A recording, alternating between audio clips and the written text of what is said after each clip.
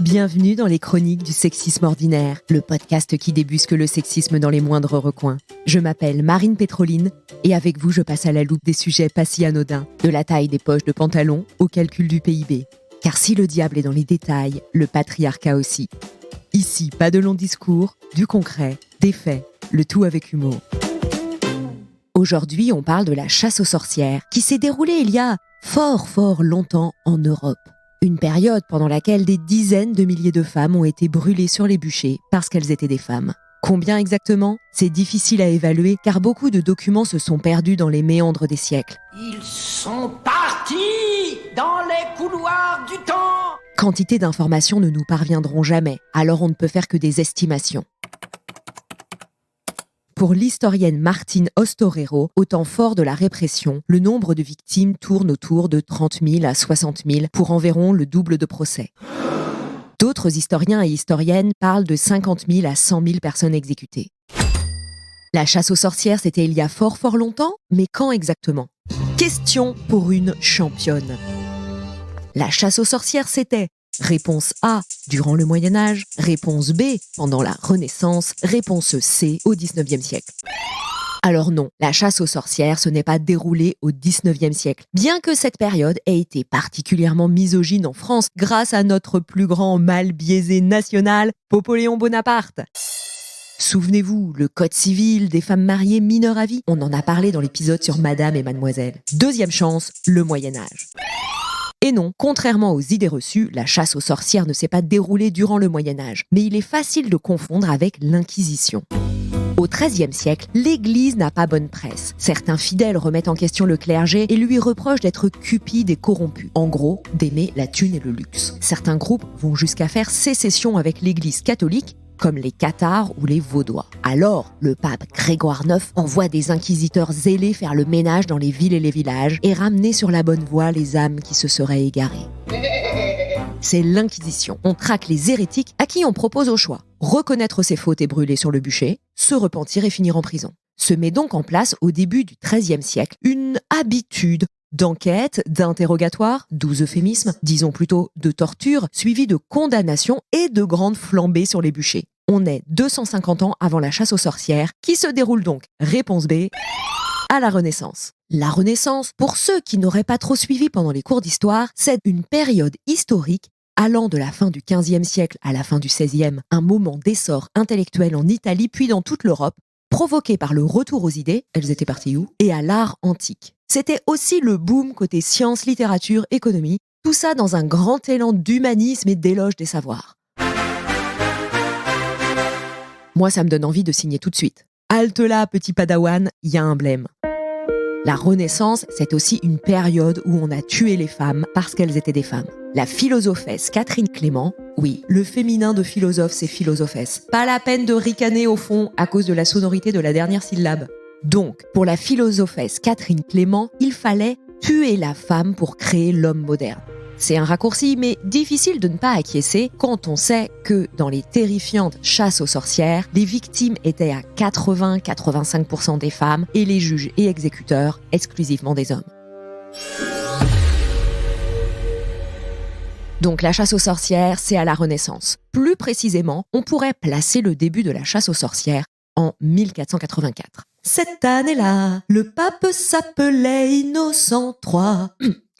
Pardon, je m'emporte un petit peu. Innocent, l'ironie du prénom, publie une bulle papale, un document scellé, du latin bulla, qui veut dire sceau, le truc comme dans les films où on applique un petit tampon sur la cire chaude. Cette bulle, intitulée Summis Desiderantes Affectibus, bon, ça veut dire désireux d'ardeur suprême. Cette bulle donne plein pouvoir aux inquisiteurs pour traquer les sorcières et oblige les autorités des villes et des villages à collaborer sous peine d'excommunication. C'est un dominicain, Henri Institoris, qui a glissé l'idée à Innocent. Tout gonflé de haine misogyne, d'ambition et d'orgueil d'avoir réussi à convaincre le pape, Henri publie 2 ans plus tard, en 1486, le Malleus Maleficarum, qu'on appellerait aujourd'hui la chasse aux sorcières pour les nuls. Si on traduit le titre, ça veut dire le marteau des sorcières, mais comprendre le marteau contre les sorcières. Le marteau, c'est la puissance de l'Église, c'est l'inquisiteur qui va écraser, anéantir les sorcières qui menacent la chrétienté et les pénis des pauvres hommes. Une bonne partie des points développés dans ce torchon misogyne tournent autour du fait que les sorcières dérobent ou font disparaître les pénis des messieurs ou altèrent la qualité de leur sperme. C'est affreux! Gros succès de librairie. Mieux que Marc Lévy et Agnès Martin-Lugan réunis. Le bouquin est réédité 34 fois, il est diffusé dans toute l'Europe et met le feu au bûcher. Alors ça raconte quoi? Le Malleus Maleficarum. Il y a 3 parties. La première partie explique à quel point les femmes sont mauvaises, pleines de vices, viles tentatrices telles Ève, sur terre uniquement pour détourner les hommes de la bonne voie, la voie de Dieu. La deuxième partie indique comment repérer les sorcières et ce qu'est la sorcellerie. Une pratique magique de guérison, de voyance, avec utilisation d'amulettes qui jusqu'alors ne posaient aucun problème à personne. Ensuite, la troisième partie est une procédure à suivre durant les procès pour sorcellerie. On y apprend comment les femmes n'ont aucun droit, même pas celui d'avoir un avocat. Parce que, je cite, « Si l'avocat défend quelqu'un suspect d'hérésie, il se range parmi les fauteurs d'hérésie ». Il y a eu d'autres traités de démonologie, la science des démons, et d'anti-sorcellerie avant le Malleus. Il y a également eu des bûchers où ont été brûlées des sorcières et des sorciers. Car oui, certains hommes ont également été accusés de sorcellerie. Mais le Malleus a ce petit truc en plus qui fait de la sorcellerie quelque chose d'exclusivement féminin. Et par la suite, ce sont principalement des femmes qui seront accusées et périront dans les flammes. Mais pourquoi tant de haine envers les femmes ? Alors oui, mais pas que. En cette fin de Moyen-Âge, en France et dans l'Europe, c'est la crise. On sort d'une crise politique majeure qui a duré 116 ans, plus connue sous le nom de guerre de 100 ans à cause d'une histoire de succession du trône de France. On en parle dans l'épisode Où sont passées les reines de France. Il y a aussi une crise religieuse avec le grand schisme d'Occident fin XIVe siècle et l'installation d'un pape à Avignon. Puis la Réforme qui fait naître le protestantisme. N'oublions pas de mentionner une crise socio-économique. On est en train de passer du féodalisme au capitalisme, tout ça dans un petit âge glaciaire qui fait plonger les rendements agricoles. C'est la famine. Pour couronner le tout, une crise sanitaire avec des épidémies de peste noire qui déciment 40% de la population européenne. Tout le monde est à cran et les curés parlent de fin du monde à tout va. On a très envie de trouver un bouc émissaire à tout ce bordel, ça sera les femmes. Pourquoi ? Parce que pourquoi pas ? Et puis à l'époque, la polémique qui enfle sur CNews et Twitter, c'est la querelle des femmes. Une polémique récurrente à partir du milieu du XIVe siècle qui pose le sujet de la place et du rôle des femmes dans la société. Certaines, comme Christine de Pisan, revendiquent plus d'émancipation et d'égalité des droits. Oui, déjà à cette époque. Certaines femmes, alors pas toutes les femmes, not all women, certaines commencent à prendre un peu plus de place dans la société, notamment en politique. Rien ne va plus, ma bonne dame. Quand Catherine de Médicis arrive à la cour de France par son mariage avec Henri II, des centaines de femmes la suivent, alors que la cour était jusque-là quasiment exclusivement masculine. L'ascension sociale et l'érudition de certaines sont ressenties comme un danger. Le backlash prend son élan et son marteau s'abattra sur les femmes dès la fin du XVe. Toutes les femmes pouvaient être accusées de sorcellerie, mais certaines plus que d'autres. D'abord, les femmes célibataires et les veuves. D'après les misogynes en soutane de l'époque, les femmes seraient plus faibles de corps et d'esprit et ne pourraient pas faire face aux tentations du diable. Contrairement aux hommes qui sont forts, les faibles femmes devraient être surveillées sous contrôle d'un père, d'un mari, d'un frère, être sous tutelle permanente. Idée reprise par Popoléon dans son Code civil. À la Renaissance, une femme libre est considérée comme un danger, car elle serait une porte ouverte au diable. C'est Diablerie, c'est Diablerie! Alors, les premières victimes de la chasse aux sorcières sont les femmes célibataires et les veuves. Viennent ensuite les vieilles, parce qu'elles puent la mort et que la mort c'est le diable. CQFD, les vieilles au bûcher. C'est aussi qu'elles n'ont plus d'utilité. Ménopausées, elles ne pourront plus faire d'enfants et leur sexualité est un danger. Ah parce que oui, à cette époque, les femmes sont vues comme des êtres à la sexualité débridée et insatiable. Des vieilles qui font du sexe, pour les inquisiteurs, c'est dégueu et dangereux. Si vous écoutez l'épisode sur la ménopause, vous verrez que les idées n'ont pas trop changé. Enfin, celles qui sont les plus à même d'être accusées de sorcellerie. Les guérisseuses, les soigneuses, les rebouteuses, les sages-femmes. Ces femmes qui administrent des remèdes du terroir, agrémentés de quelques mots magiques, interprétés comme sataniques. Si elles ont ce savoir et donc ce pouvoir, c'est forcément que le diable le leur a donné. C'est Diablerie, c'est Diablerie! Les sages-femmes sont plus particulièrement perçues comme un danger, car elles peuvent voler les bébés lors des accouchements pour en faire offrande au diable et aider les femmes à avorter. Mais en ces périodes de famine, guerre et épidémie, il n'est pas question d'avoir recours à l'avortement. C'est intolérable! La population, surtout la main-d'œuvre dans les champs, doit se renouveler et s'amplifier. Et puis des hommes, ceux des premières facultés de médecine, aimeraient bien récupérer le monopole de la santé et virer toutes les bonnes femmes. Ils décrètent que seuls les diplômés de la faculté peuvent pratiquer la médecine et interdisent son accès aux femmes. Allez hop, exercice illégal de la médecine et sorcellerie au bûcher. Célibataires, veuves, vieilles ou guérisseuses, ces femmes étaient accusées de tous les maux. Se transformer en animaux pour commettre des méfaits, faire disparaître les pénis, faire mourir une vache dans le champ du voisin, provoquer des tempêtes, faire souffler des vents, appeler la grêle, gâcher les récoltes. Ça nous rappelle un truc, non? Les idées reçues sur les règles, qui pourraient faire pourrir les récoltes et tourner la mayonnaise. C'est sorcellerie! Ces accusations n'ont rien de tangible et ça les rend bien pratiques. Un époux qui aimerait se débarrasser de son épouse criera au sortilège du membre mou. Une veuve dont le terrain est convoité par un voisin et c'est l'accusation de la vache morte dans le troupeau. Une mendiante à qui un bourgeois aurait refusé l'aumône et qui 3 jours plus tard se casse la jambe, c'est la vengeance de la sorcière mendiante. C'est sorcellerie! Lorsqu'on est accusé de sorcellerie, on a très peu de chances d'en réchapper. Déjà, le procès est biaisé, tout est à charge et les accusés n'ont aucun moyen de se défendre. Elles sont souvent seules, souvent sans éducation, et on leur pose des questions en latin. Si innocentes lecutus es, si reus verbum non dicis. Si tu es innocente, parle, si tu es coupable, tais-toi.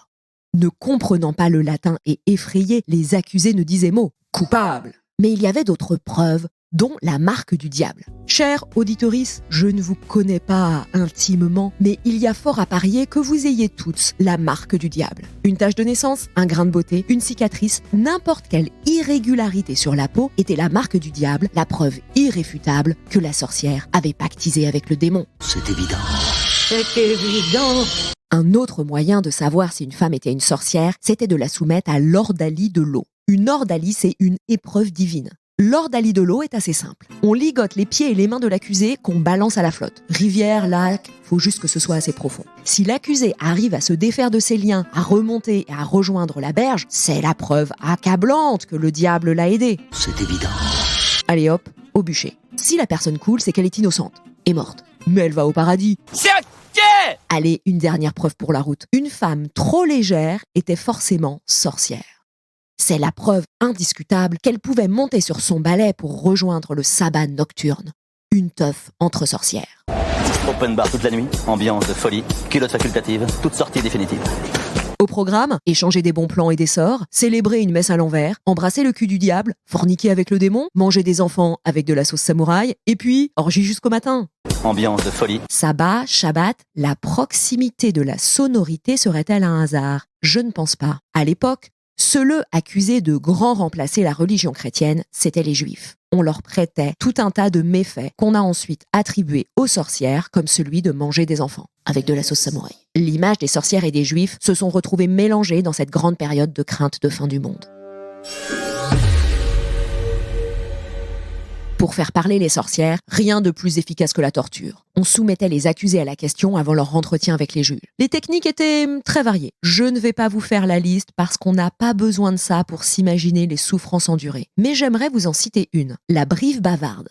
Vous voyez le masque de fer dans Les Trois Mousquetaires? C'est un peu pareil. Un masque en métal attaché sur le visage des femmes qui les empêche de parler, mais aussi pour certains modèles de manger. Hyper pratique. Cette chose a été créée en Écosse au XVIe siècle pour punir les femmes trop bruyantes, les mégères qui troublent le calme public et se disputent avec le voisinage.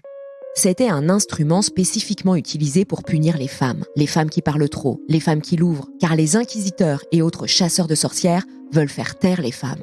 La parole des femmes a été ridiculisée, minimisée, rendue dangereuse. Toute conversation avec une femme était suspecte, puisque potentiellement toutes les femmes étaient des sorcières. Il a fallu dissoudre les liens entre les femmes, faire en sorte qu'elles ne se parlent pas, qu'elles ne se fédèrent pas pour se révolter et mettre fin au massacre. Donc ils ont diabolisé la parole des femmes.